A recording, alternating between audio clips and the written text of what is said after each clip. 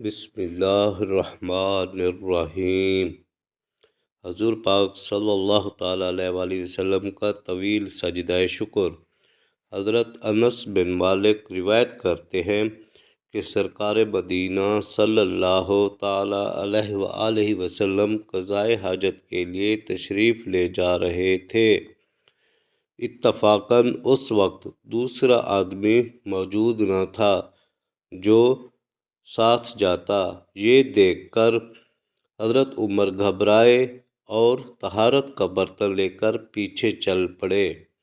جب قریب پہنچے تو سرکار مدینہ صلی اللہ تعالیٰ علیہ وآلہ وسلم کو ایک تالاب کے کنارے سجدے کی حالت میں دیکھا۔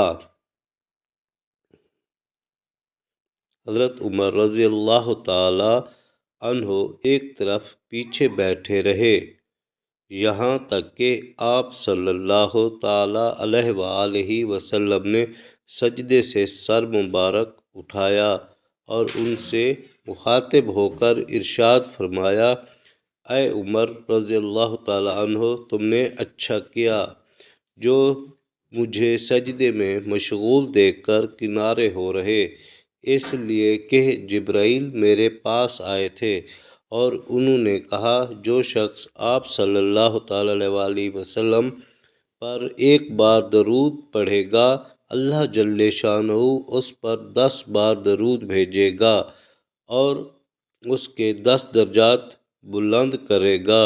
سبحان اللہ۔